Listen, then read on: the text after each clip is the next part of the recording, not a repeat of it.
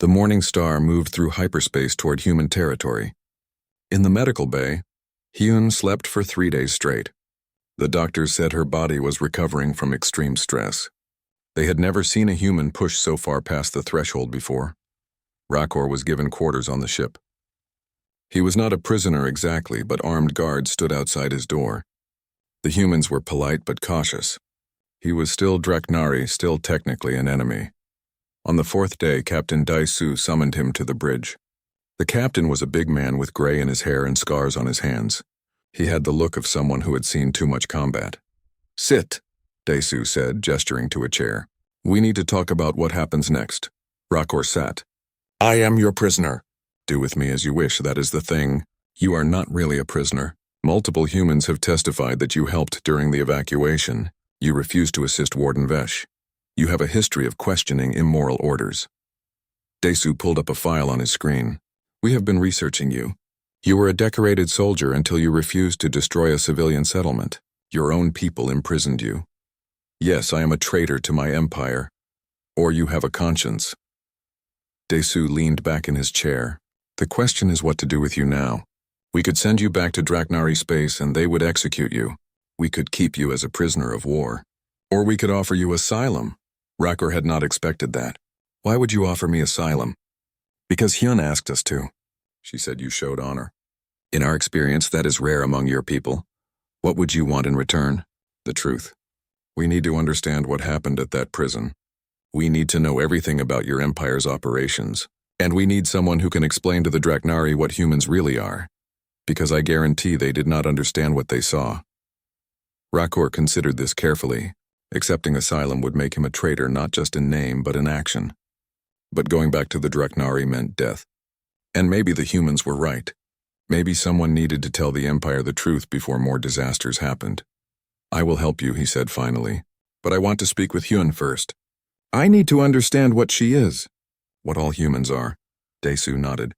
"She is awake now. I will take you to her." They found Hyun in a common room rather than the medical bay. She sat by a window watching the stars stream past in hyperspace. She wore simple clothes now, her hair pulled back. She looked so normal, so harmless. "Leave us," she said to the guards. They hesitated, looking at Daisu. The captain nodded. The guards left, though they stayed just outside the door. Hyun gestured for Rakor to sit across from her. "You have questions." "Many," Rakor admitted. "But the biggest one is simple. What are you?" "Human, just human." "No, you are more than that. I watched you survive in vacuum. I watched you destroy warships with your bare hands. I watched you glow like a star. That is not normal for any species I know." Hyun was quiet for a long moment. "Can I ask you something first? Why did you refuse to burn that village?" The change in topic surprised him, but Rakor answered. "Because they were civilians. Children. Burning them would not have served any military purpose. It would have just been murder. And your commanders did not see it that way. No, they saw it as showing strength, as sending a message to other colonies. They did not care about honor or morality." Hyun nodded slowly. "Humans used to be like that too. We had wars where we killed millions of our own kind. We invented weapons that could destroy entire planets. For a long time we thought strength meant violence. What changed? We almost destroyed ourselves. We came so close to extinction that we had to choose. Keep fighting each other or learn to be better. We chose better. But that violence, that capacity for destruction, it is still inside us. Evolution does not erase millions of years in a few generations." She stood and walked to the window. "Humans evolved on a death world. Everything wanted to kill us. We were not strong or fast or venomous. We were just stubborn. We refused to die. Our bodies developed extreme survival mechanisms because anything less meant extinction." "The threshold," Rakor said. "Minho told me about it." "Yes. When a human faces certain death, when the pain becomes unbearable, when there is no other option, our bodies can enter a crisis state. Adrenaline floods our system. Pain receptors shut down. Our muscles can temporarily operate beyond safe limits. Our healing accelerates. Our minds focus completely on survival. But what I saw you do goes beyond that." Hyun turned to look at him. "You are right.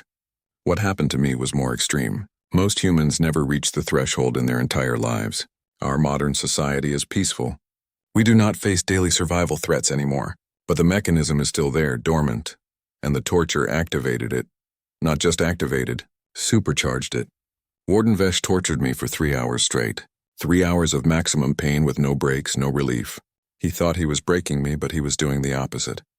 Every shock, every burn, every moment of agony pushed my body further into crisis mode. She held up her hand, and Rakor could still see faint scars. By the time they threw me back in my cell, I was not really human anymore. Or maybe I was more human than ever. I was everything our ancestors had to be to survive when the whole world wanted them dead. The glowing, the heat, the healing. How? Our bodies generate heat through metabolism. Normally, we regulate it carefully. But in extreme crisis mode, that regulation breaks down. My body was burning through energy so fast that I was radiating heat. The glow was probably bioluminescence from chemical reactions happening too rapidly. And surviving in vacuum? I did not really survive it. I was dying out there. But slowly. My body was in such an extreme state that it could handle a few hours of vacuum before shutting down. If your human ships had not arrived when they did, I would be dead now. Rakor absorbed this. So any human could do what you did? Theoretically. But it would require pushing them to the absolute edge of death. Most humans would die before reaching that point. And even if they did reach it, the state is temporary. I was only able to maintain it for a few days. Now I am back to normal. Weak, vulnerable, human. You are not weak. Hyun smiled sadly. I am. I cannot even lift the chair you are sitting on right now. Whatever I was during those days, it burned out. My body needs months to recover. Maybe years. The doctors say I did permanent damage to myself. Would you do it again? To save those people? Yes, but I hope I never have to. A tone sounded. Captain Daesu's voice came over the intercom. Hyun, Rakor, please come to the briefing room. We have a situation. They walked together through the ship's corridors. Crew members they passed all nodded respectfully to Hyun. She was a hero to them. Rakor noticed she looked uncomfortable with the attention. In the briefing room, Daesu stood with his senior officers and Minho. The engineer Sumi was there too, along with several other humans from the prison. A holographic display showed a star map. We have received a transmission from the Draknari Empire, Daesu said without preamble. They are demanding we return all escaped prisoners and hand over Hyun for war crimes. War crimes? Rakor could not believe it. She was defending herself. They claim she destroyed a military facility and killed guards who were just doing their jobs. They are threatening military action if we do not comply. Hyun sat down slowly. She looked tired. What did you tell them? Nothing yet. We wanted to consult with you first. Technically, this could start a war between our peoples. The coalition government is debating the response now. Minho spoke up. If we give her up, she dies. They will execute her publicly as a warning to other humans. I know, Daesu said grimly. Sumi pulled up data on the display. I have been analyzing what happened at the prison. The power core explosion, the systems failures, all of it. Hyun did not just escape. She systematically dismantled that facility's defenses and gave everyone a chance to survive. She could have killed all the guards easily, but she chose not to. That is not a war criminal. That is someone showing incredible restraint. The Draknari will not see it that way, one of the officers said. Then they are fools, Rakor said. Everyone turned to look at him. I was there. I watched everything. Hyun did not start this. Your people were tortured. Children were imprisoned. When she gained the power to take revenge, she chose mercy instead. She saved Draknari lives when she could have ended them. Will your empire listen to you? Daesu asked. No, but maybe others will. Not all Draknari are like Warden Vesh. Some of us still remember what honor means. Hyun stood up. I will not let this start a war. I will turn myself in if it prevents more death. Absolutely not, Minho said immediately. He is right, Daesu agreed. Surrendering you accomplishes nothing except giving them a victim. The coalition has made its decision. We will not hand you over. If the Draknari want war, they will get it.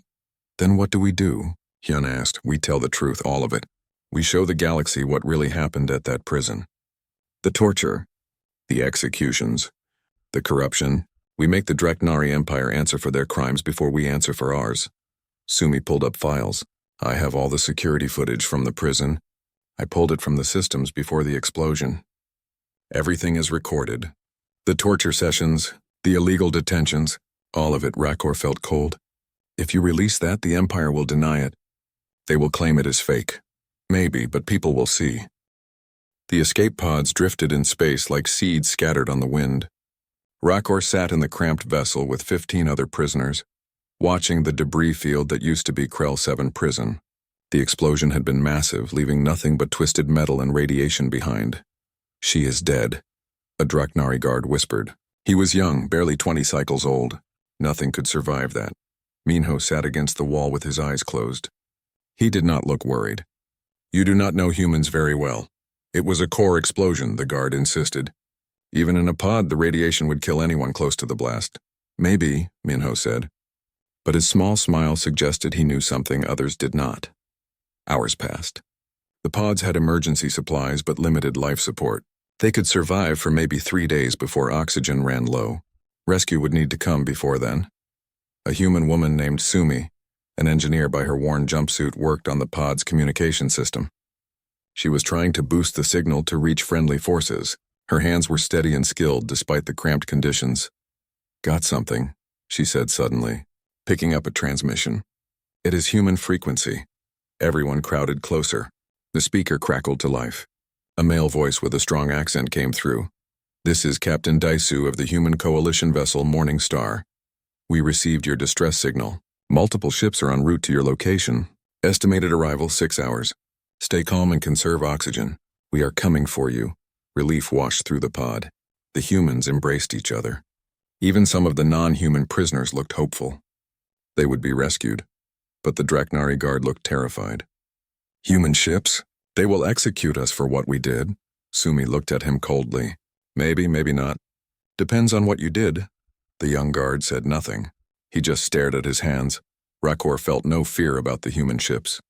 He had made his choice when he refused to help Warden Vesh. Whatever came next, he would face it. More pods checked in over the communication system. Hundreds of prisoners had made it out. The evacuation that Hyun organized had saved almost everyone. Only a few pods had not responded, and those might just have damaged communications. Then Sumi picked up another signal. This one was different. It was faint and intermittent, coming from the debris field itself. "There is something out there," she said. "A pod maybe, but the signal is strange. Too much interference. Could be survivors," Minho said. "Can you get a visual?" Sumi worked the controls. The pod had basic sensors. She directed them toward the signal source. An image appeared on the small screen. It was a pod, but barely. The hull was blackened and melted in places. It looked like it had been through the heart of the explosion. "No pod should have survived that kind of damage. Is anyone alive in there?" someone asked. The pod's hatch was opening. In the vacuum of space, a figure pulled itself out. Even through the distorted image, Rakor recognized her. Hyun floated in space with no suit, no protection, nothing.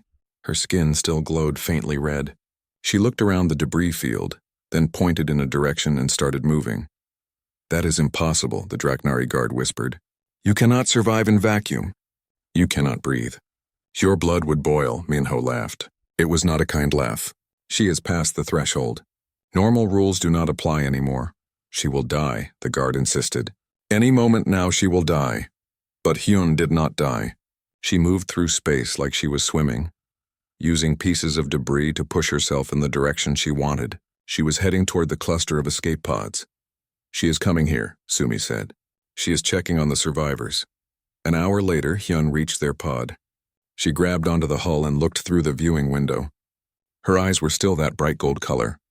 She was still glowing, but she seemed weaker than before. The vacuum was affecting her even if it had not killed her yet. Sumi opened the communication channel. "Hyun, can you hear me?" Hyun pressed her hand against the window and nodded. She could not speak in vacuum, but she tapped out a message in code on the hull. Sumi translated. "She says everyone needs to stay in their pods. Help is coming. She will protect us until they arrive." "Protect us from what?" Rakor asked. The answer came 15 minutes later. New contacts appeared on the sensors. They were ships, but not human ships. Draknari military vessels. 3 cruisers and a dozen fighters moving fast toward the escape pod cluster. "They are coming to silence the witnesses," Minho said grimly. "The Draknari Empire cannot let the story of what happened here spread. They will destroy all the pods and claim it was part of the prison explosion." Fear spread through the pod. They had survived torture and explosion only to be executed in space, but Hyun was still outside. She saw the ships coming. Rakor watched as she positioned herself between the pods and the approaching warships. What could one person do against military vessels, even a human past the threshold? The lead Draknari cruiser opened a communication channel to all the pods. Admiral Cross's voice came through, cold and official. "This is Draknari Imperial Fleet Command. All escape pods are ordered to power down and prepare to be recovered. Any resistance will be met with lethal force. No one believed they would be recovered peacefully. This was an execution disguised as a rescue." Hyun moved to the nearest large piece of debris, a broken section of the prison's hull. She braced herself against it and waited. The ships grew closer. "What is she doing?" the young guard asked. "Watch," Minho said. The fighters came in first, weapons armed. They were going to strafe the pods with laser fire. But Hyun was faster. She pushed off from the debris with incredible force, launching herself at the lead fighter like a missile. She hit it at the cockpit. Her glowing hands punched through the armored glass. The fighter spun out of control and exploded. Hyun was already gone, using the momentum to reach the next fighter. In the vacuum of space with no air and no protection, Hyun tore through 3 fighters in less than a minute. She moved like a demon, like something from a nightmare. Each ship she touched died. Admiral Cross's voice came back on the channel. "All fighters pull back. Cruisers, target that human. Use the main cannons, the cruisers open fire." Energy beams lit up space, each one capable of cutting through ship hulls. They all focused on Hyun. She dodged the first few shots with movements too fast to track. But she could not avoid them all. One beam caught her in the side. Another hit her legs. She tumbled through space, still glowing but clearly injured. Rakor felt his hearts clench. Even she had limits. Even she could be killed, but Hyun was not done. She grabbed onto a large piece of debris and threw it at the nearest cruiser. The metal section was massive, but she hurled it like it weighed nothing. It hit the cruiser's shield, and to everyone's shock, the shield flickered and failed. Her touch disrupts energy fields. Sumi breathed. The heat, the energy she generates, it interferes with their technology. The cruisers tried to pull back, but Hyun was already moving. She reached the damaged cruiser and placed both hands on its hull. The metal began to glow red, then white. She was heating it from the outside. Inside that ship, alarms must have been screaming. The hull temperature was rising to impossible levels. Rakor knew what would happen next. When metal got hot enough in space, it became brittle. Structural integrity would fail.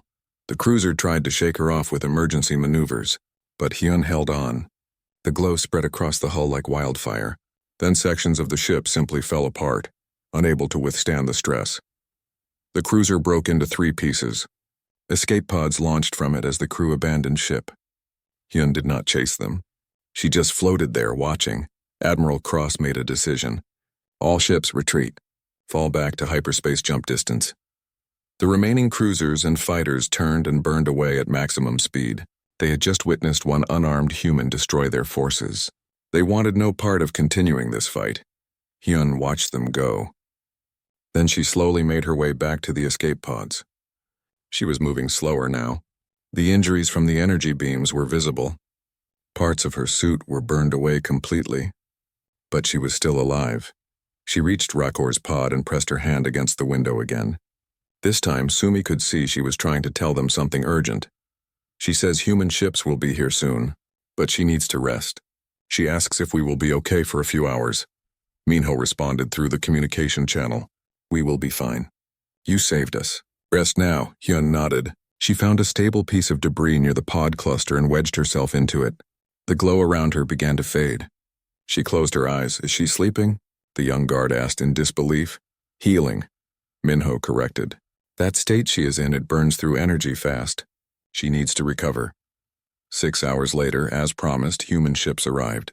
The Morning Star and 3 other coalition vessels dropped out of hyperspace. They immediately moved to recover the escape pods. Captain Desu's voice came over the channel. "This is the Morning Star. We are here to bring you home." Everyone remained calm and prepare for pickup. As their pod was brought into the ship's bay, Rakor saw them carefully recovering Hyun as well. Medical teams rushed to her with special equipment. She was awake now. The glow almost completely faded. She looked exhausted but alive. The humans were gentle with her. They did not treat her like a weapon or a monster. They treated her like a hero who had sacrificed everything to save others. Rakor was processed along with the other prisoners. The alarms woke Rakor from his meditation. Red lights flashed through the corridors and a harsh siren blared through the entire facility. He jumped to his feet, instincts from his warrior days taking over. Something was very wrong. Guards ran past his cell in formation. Their weapons were drawn, and their faces showed confusion mixed with fear. Rakor had never seen Draknari guards look afraid in their own prison. Sector 9 lockdown. A voice crackled over the intercom. All personnel report to stations. We have a missing prisoner. Rakor moved to his barrier and looked toward Hyun's cell. The energy field was still active, glowing blue and humming with power. But inside the cell there was nothing. The space was empty. Hyun was gone, his heart beat faster. He had watched her all night. She had not moved. She had just laid there breathing slowly, almost peacefully. There had been no explosion, no alarm, no disturbance. One moment she was there and now she was not. More guards arrived at the human detention block. Guard Captain Threx led them. He was methodical and paranoid, the kind of officer who checked everything 3 times. Threx examined Hyun's cell from outside, his eyes scanning every centimeter. Barrier is intact, one guard reported. No signs of tampering. How is that possible? Another guard asked. Did she just vanish into air? Threx did not answer. He ordered the guards to open the cell. They deactivated the barrier and rushed inside with weapons ready, but of course found nothing. Threx walked slowly around the cell, studying the walls and floor. Rakor watched carefully. He saw what Threx was seeing. There were marks on the walls. Not scratches or blast marks, but something else. The metal looked burned, but not from fire. It was like the metal itself had been heated from within until it changed color. The patterns were strange, almost like handprints pressed into the wall. Another prisoner was brought forward. She was human. A woman named Jiwon who had been Hyun's cellmate before they separated them. Jiwon looked terrified. Warden Vesh himself had come to question her. Where is she? Vesh demanded. His voice was cold and sharp. I do not know, Jiwon stammered. I swear I do not know. You were with her. You must have seen something. Jiwon shook her head frantically. They moved me to another cell yesterday. I have not seen Hyun since then. Vesh grabbed Jiwon by the throat and lifted her off the ground. Lies. Tell me the truth or you will take her place in the interrogation chamber. Wait, Jiwon choked out. She said something. Before they took me away, Vesh dropped her. Jiwon fell to her knees, gasping for air. What did she say? She whispered to me. She said they should not have hurt me. That was all. I thought she was just in pain. Vesh stared at Jiwon for a long moment, then waved her away. Guards dragged her back to her cell. The warden turned to Threx. Find her. Search every sector. Check the ventilation systems, the waste disposal, everything. She cannot have gone far. The guards spread throughout the facility. Rakor heard their boots echoing in the corridors.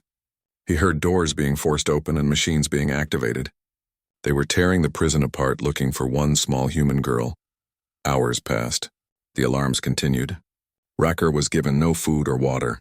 All normal operations had stopped. The entire facility was focused on finding Hyun. Then the first report came in. Captain Threx, 3 guards missing from Sector 7. Threx's voice came over the comm system. Missing? Explain. They were on patrol. Their last check-in was 30 minutes ago. We found their positions abandoned.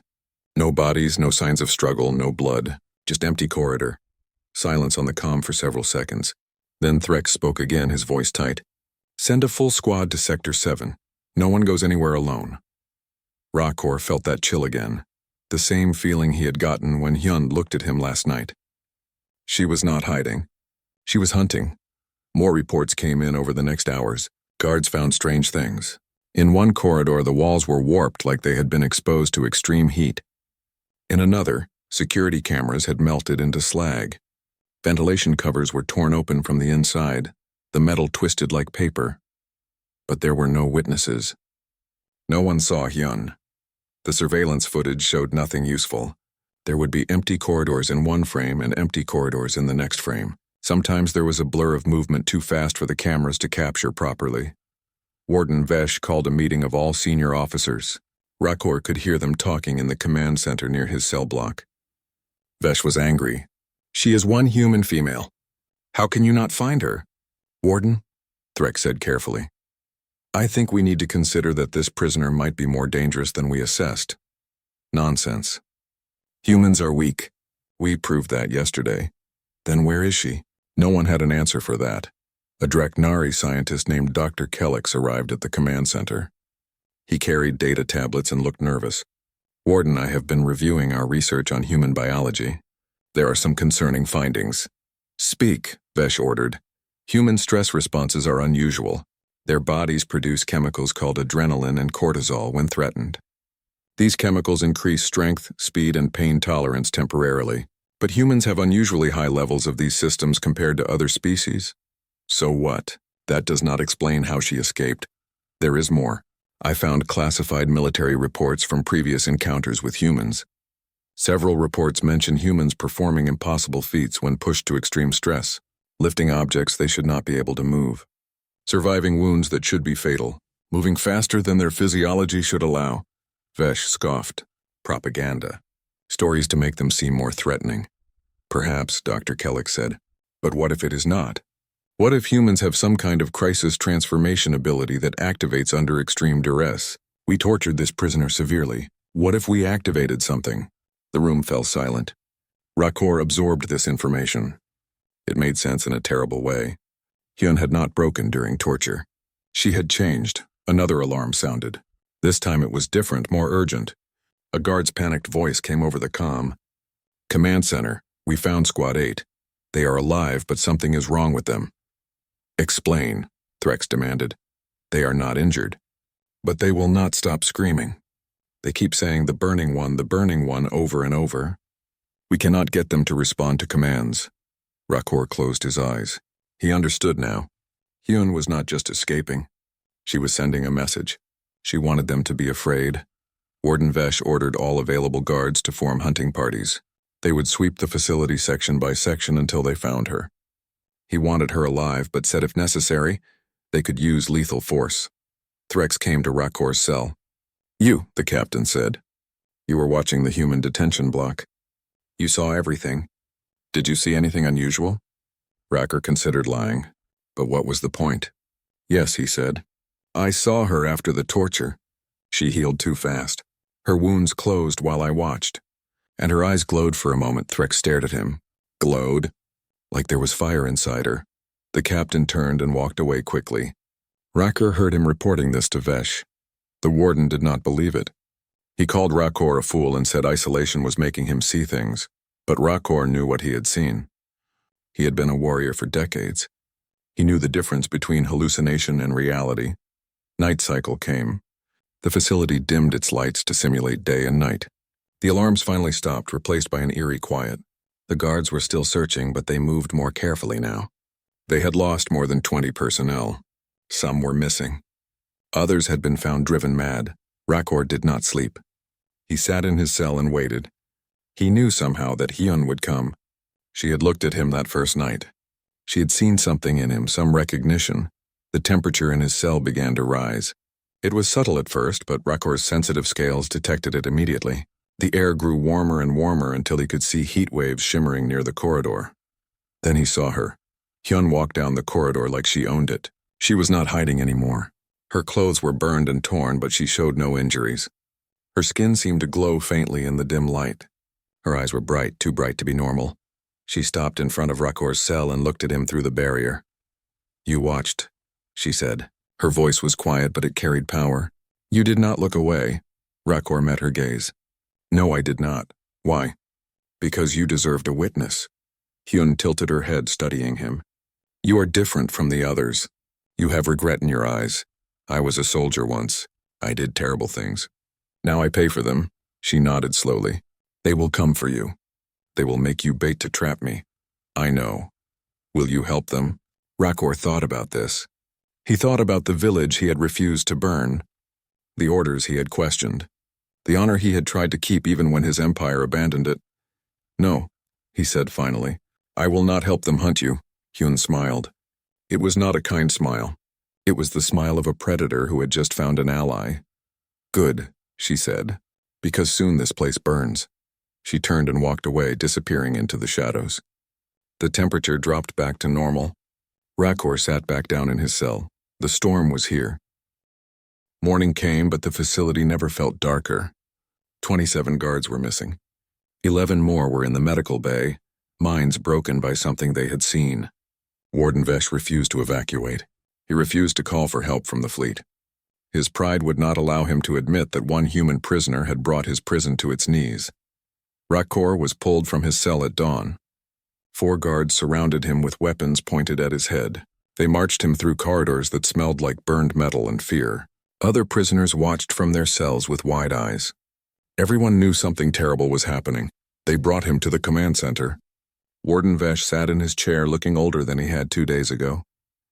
His scales were dull and his eyes were bloodshot. Captain Threk stood beside him, arms crossed, face grim. "You will help us find her," Vesh said. It was not a question. "Why would I do that?" Rakor asked. "Because if you do not, I will have every human prisoner in this facility executed, starting with the children."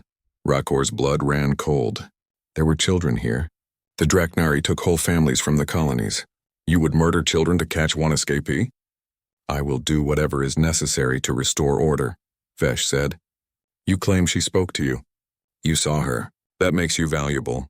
You will help us lure her out." Before Rakor could respond, the doors opened.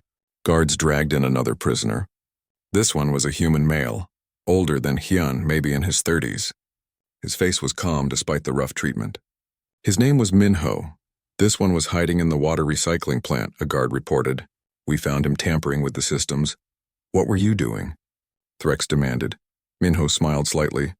"Just trying to survive, same as everyone." Vesh stood and walked toward Minho. "You know something about the escaped prisoner. Tell me." "I know lots of things," Minho said. "I know you are afraid. I know your guards are breaking. I know you should have never touched Hyun. What is she?" Vesh grabbed Minho by the collar. "What are all of you hiding?" Minho looked at Rakor instead of answering the warden. His eyes were intelligent and measuring. "You are the dragon who refused orders. The one with honor. They talk about you sometimes in the human blocks." Rakor said nothing. "You want to know what Hyun is?" Minho continued, still looking at Rakor. "She is what happens when you push a human past their breaking point. You dragons think you are apex predators. You think your scales and strength make you superior. But you have never seen a human with nothing left to lose." Vesh threw Minho to the floor. "Enough riddles. Tell me how to stop her." Minho laughed from the ground. It was not a happy laugh. "Stop her? You cannot stop her. You can only survive her. Maybe if you are lucky." A guard kicked Minho in the ribs. He grunted but kept smiling. There was something disturbing about that smile. Like he knew a secret that would destroy them all. "Lock them both in holding cell 3, Vesh ordered. "We will use them as bait." Guards dragged Rakor and Minho away. They were thrown into a small cell together. The door sealed behind them with a heavy clang. Rakor looked at his new cellmate carefully. "Why did you really tamper with the water systems?" he asked. Minho sat against the wall. "I was not tampering. I was helping. Hyun needs certain things right now. Water is one of them. Heat is another. I made sure she could access both. You are helping her? We all are. Every human in this facility. Some know it, some do not. But we all feel it. She is like a beacon now, a fire calling to us." "Explain," Rakor demanded. "What is happening to her?" Minho studied him for a long moment. "How much do you know about human evolution?" "Very little. Humans come from a death world. Earth is not like most planets with intelligent life. Everything there tried to kill us. Predators, diseases, weather, even the plants. For millions of years we were prey, weak prey. We did not have scales or claws or venom. We just had our minds and our bodies that could endure." Rakor listened carefully. "We developed something unique," Minho continued. "A crisis response system beyond anything in the known galaxy. When a human is pushed to the absolute edge, when death seems certain, when pain becomes unbearable, something inside us activates. We call it different things. The threshold, the breaking point, the change.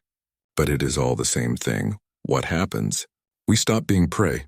Our bodies flood with chemicals that turn off pain, increase strength, speed up healing. Our minds shift into a state of absolute focus. We become what our ancestors needed to be to survive. Predators instead of prey.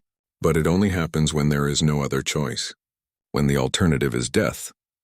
Rakor thought about what he had seen. Hyun healing too fast. Her glowing eyes. The way she moved now like violence given form. The torture, he said. That pushed her past the threshold. Yes, Warden Vesh thought he was breaking her. Instead, he was forging her into something he cannot fight. A distant explosion shook the facility. Alarms blared again. They heard guards running and shouting. Something was happening in the lower levels. Dr. Kellix's voice came over the intercom, panicked. Warden, she is in the power core chamber. She is doing something to the reactors. Stop her, Vesh ordered. We cannot get close. The temperature in that sector is over 200 degrees. Our equipment is failing. Rakor and Minho exchanged glances. 200 degrees should kill any biological creature. But Hyun was not dying. She was thriving. The explosions continued. The facility shook like a beast trying to throw off a parasite. Lights flickered. The air circulation system made grinding noises. Their cell door opened suddenly. Hyun stood in the doorway. She looked different from when Rakor had last seen her. Her skin had a faint red glow, like coals burning beneath the surface. Her eyes were bright gold now, no longer quite human. Steam rose from her shoulders. Come with me, she said to Rakor. Both of you. Minho stood immediately. Rakor was slower, more cautious. Where are you taking us? Out of here. This facility is about to become a tomb. You are going to destroy it? I already have. The power core is overloading. In 20 minutes, this place will explode. I am giving every prisoner a chance to evacuate. Even you, Dragon. Why? Hyun looked at him with those burning gold eyes. Because you showed regret. Because you did not look away. Because maybe you can carry a message to your empire. Rakor made his decision. He followed her into the corridor. Minho walked beside him. They moved through the facility and it was chaos. Guards were abandoning their posts. Prisoners were being released from cells by other humans who had somehow gotten access to the control systems. Everyone was running toward the docking bays where the escape pods were located. They passed through the lower maintenance tunnels. The walls were hot to the touch. In some places the metal glowed red. Rakor saw melted security doors and destroyed weapon emplacements. Hyun had cut through the facility's defenses like they were paper. Captain Threx appeared ahead with a squad of 12 guards. They had plasma rifles aimed and ready. Stop right there, Threx ordered. Hyun kept walking. She did not slow down at all. I will shoot, Threx warned. Then shoot, Hyun said calmly. Threx gave the order. 12 plasma rifles fired at once. The corridor filled with superheated energy. The shots should have vaporized Hyun instantly, but she walked through the plasma like it was rain. The energy parted around her or was absorbed by her glowing skin. She did not even flinch. The guards stared in horror. Some dropped their weapons. Others tried to run. Hyun moved faster than Rakor could track. One moment she was 10 meters away, the next she was among the guards. She did not kill them. She could have, easily. Instead, she disarmed them with precise strikes, breaking weapons and hands with equal efficiency. In less than 30 seconds, the entire squad was on the ground, groaning in pain but alive. Threx alone stayed on his feet. He drew a blade and charged at Hyun with a warrior's roar. She caught his blade hand, stopped his attack dead, and looked into his eyes. Tell your warden, she said quietly. Tell him this is what happens when you torture something that should have been left alone. She released Threx and continued walking. The captain collapsed to his knees, all fight gone from him. They reached the docking bay. Hundreds of prisoners were there, human and others. Hyun had released everyone. A Dreknari officer tried to restore order, but no one listened. People were fighting for spaces on the escape pods. Hyun raised her hand. Heat radiated from her in waves. Everyone stopped and looked at her. There is enough room for everyone, she said. Her voice carried across the entire bay. Get in the pods in order. Wounded and children first. Anyone who causes problems will answer to me. They listened. Something in her voice and her presence commanded obedience. The evacuation became organized. Minho helped coordinate the humans. Rakor found himself helping too, directing prisoners to pods, making sure families stayed together. Warden Vesh appeared on an upper walkway with his personal guard. He had a rocket launcher aimed at Hyun. You will not leave here alive, he screamed. Hyun looked up at him. She did not seem afraid. Then we die together, Warden. Because in 10 minutes your power core explodes. You are bluffing. Am I? As if to answer, another massive explosion rocked the facility. The lights went out, replaced by emergency red lighting. A computerized voice announced calmly, Core breach imminent. Evacuate immediately. Vesh's face went pale. He lowered the launcher and ran toward the escape. The prison floated in the darkness of space like a metal cage waiting for its next victim. Krell 7 was not a planet anyone wanted to visit. It was cold, harsh, and filled with creatures who had forgotten what mercy meant. The Draknari Empire ran this place, and they ran it with cruelty that made even the strongest prisoners break. Rakor sat in his cell and stared at the walls. His scales were dull now, not the bright crimson they used to be when he was a proud warrior. He had been a soldier once, respected and feared. But that was before he questioned the orders. Before he refused to burn down a village full of innocent people. His commanders called him a traitor. They threw him in here to rot. The cell was small, but he could see through the energy barriers. The walls were transparent in some sections, allowing prisoners to watch each other suffer. The Draknari believed this broke spirits faster than isolation. Rakor thought it was just another form of torture. He heard the heavy doors slide open across the corridor. Guards were coming. Their boots made sharp sounds against the metal floor. Rakor pressed closer to the barrier to see what was happening. 3 Draknari guards dragged someone between them. It was a human female. She was small compared to the guards, her black hair messy and her clothes torn, but her eyes were alert and angry. Rakor had seen humans before. The Draknari thought they were weak, soft, easy to break. The Empire had been capturing them from frontier colonies for months now, trying to learn about human military positions. Most humans died quickly in interrogation. The ones who survived wished they had died. The guards threw the girl into a cell. She hit the floor hard but rolled to her feet immediately. One guard laughed and said something Rakor could not hear. The girl spat at him. The guard's face twisted with rage and he raised his shock stick, but another guard stopped him. "Save it for the chamber," the second guard said. "Warden wants her fresh." They left her there. The girl stood in the center of her cell and looked around. Her face showed no fear. Rakor found that strange. Most prisoners cried or screamed when they first arrived. This one just studied her surroundings like she was planning something. Hours passed. Rakor tried to meditate but could not focus. Something about the human girl disturbed him. She sat on the floor of her cell with her eyes closed, breathing slowly. She looked so calm. Too calm. The guards came back. This time there were 5 of them, and Warden Vesh walked with them. Vesh was old for a Draknari, his scales dark green and scarred from decades of violence. He enjoyed his work too much. Rakor had heard the screams that came from Vesh's interrogation chambers. "Bring her," Vesh ordered. The guards grabbed the girl. She did not resist. They dragged her toward the interrogation wing. Rakor watched as they entered a chamber with transparent walls. The Draknari built these rooms so other prisoners could watch. They wanted everyone to know what happened when you refused to cooperate. Inside the chamber, they strapped the girl to a metal chair. Her name was Hyun. Rakor heard one guard say it mockingly. Hyun looked so small in that chair, surrounded by machines designed to cause pain. Warden Vesh stood in front of her. "You will tell me where your military bases are," he said. His voice was cold and certain. Hyun said nothing. She just stared at him. Vesh nodded to a guard. The first shock hit her. Electricity coursed through the chair and into her body. Her muscles seized and her back arched, but she did not scream. Rakor saw her jaw clench tight. Her hands gripped the armrests until her knuckles turned white. The shock ended. Hyun breathed hard but stayed silent. "Where are your bases?" Vesh asked again. Silence, another shock. Longer this time. Hyun's whole body shook. A small sound escaped her throat, but she bit it back. Her eyes squeezed shut. Rakor looked away. He had seen torture before. He had even participated in it when he was a loyal soldier. But something about this felt different. The girl was not breaking. She was enduring.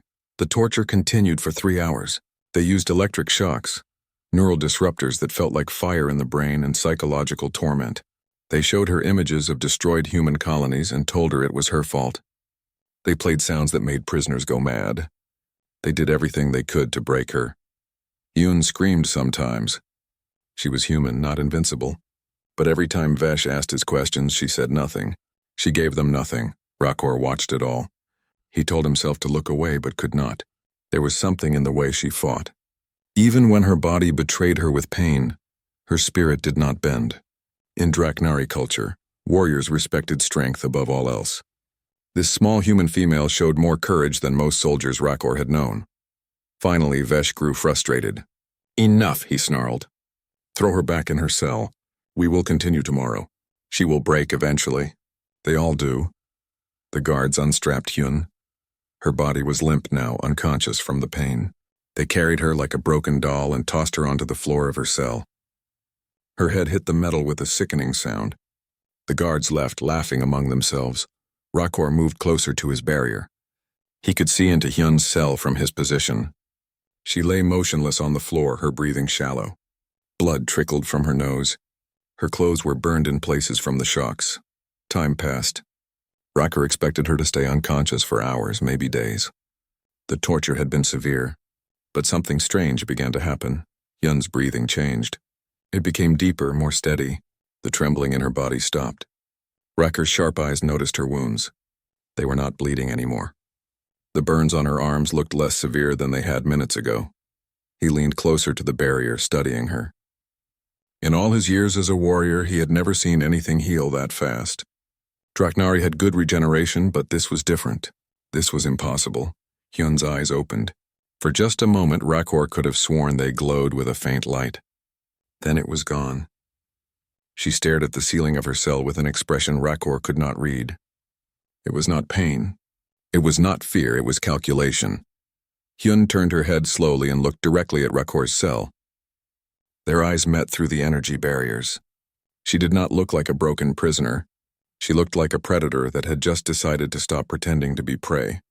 A chill ran down Rakor's spine. He had felt this sensation before, on battlefields when he knew he was facing a dangerous enemy. But he had never felt it from a human. Hyun closed her eyes again and her breathing became calm. Too calm, like someone meditating before a battle. Rakor settled back in his cell. Something was wrong here. The Draknari thought they were breaking this human girl. But Rakor had seen enough combat to recognize the truth. They were making a terrible mistake. He did not sleep that night. He kept watching Hyun's cell, waiting for something to happen. The facility was quiet except for the hum of machinery and the distant sounds of other prisoners. But beneath that quiet, Rakor sensed something building, like a storm about to break, like a weapon about to fire, like a sleeping dragon about to wake.